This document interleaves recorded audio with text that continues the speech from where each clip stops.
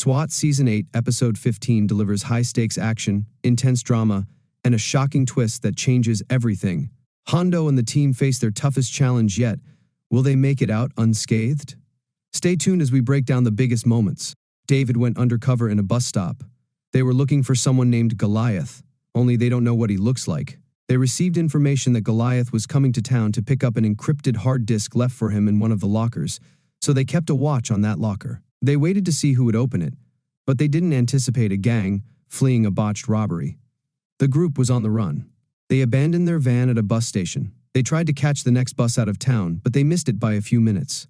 The cops who had been tracking the group eventually followed them to the bus stop. One of the men opened fire. It resulted in a shootout, and the armed crew held everyone at the bus terminal hostage. This included Goliath. Goliath took advantage of the hostage scenario. He took the hard disk from the locker while no one was watching. S.W.A.T. did not realize this until they discovered the open locker. They were wearing earpieces, so they were in constant communication with their supervisor. Deputy Chief Bennett was also on the phone. Bennett has been babysitting S.W.A.T. since Hicks went above her head to get Officer Gamble back. Now she demands a say in every instance. She was higher in command than Hicks.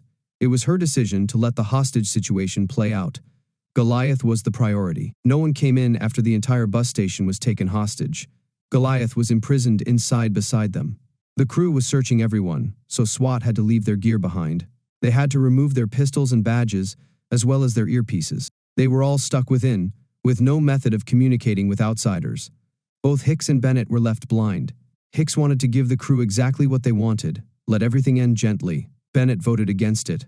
She stated that if the crew is allowed to escape with the captives, Goliath will be able to pass through the perimeter. Bennett also voted against another S.W.A.T. raid on the bus station. She didn't want Goliath to panic and toss the proof. Goliath was not your typical terrible guy. He was a terrorist. He has slain people. Goliath bombed an FBI field office in Kansas. There was a possibility that he was in LA for another attack. This heist squad was amateurs in comparison to him.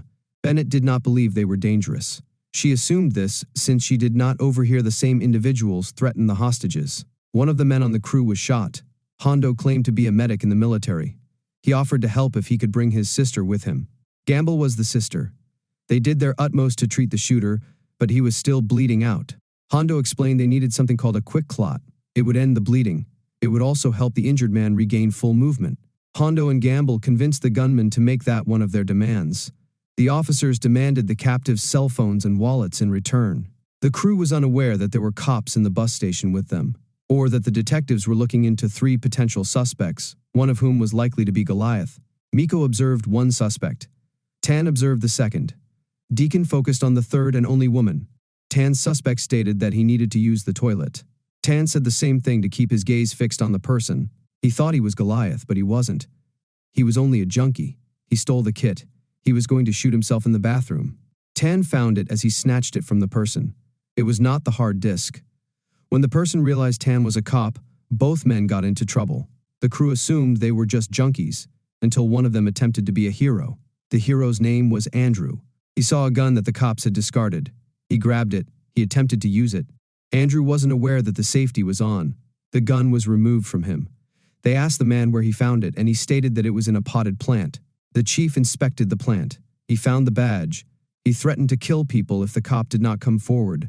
Tan had to reveal himself, otherwise the junkie would have done it for him. The crew also inspected all of the trash cans. They discovered 3 more badges and firearms. Hondo, Deacon, and Miko came forth as cops. The crew felt safe enough to make even more ridiculous requests. As a result, Hicks requested that a second SWAT unit be deployed. Bennett overruled him. They argued about it. Hicks gave her exactly what she requested. He attempted to instruct his people to breach nevertheless, and for doing so, he was benched. He was no longer authorized to take authority. He faced disciplinary action. With Hicks no longer involved, Bennett followed his advice from the beginning. She gave the crew exactly what they wanted. They demanded 2 buses with blacked-out windows, and they received exactly that. The crew separated the hostages onto 2 buses. Thank you for watching.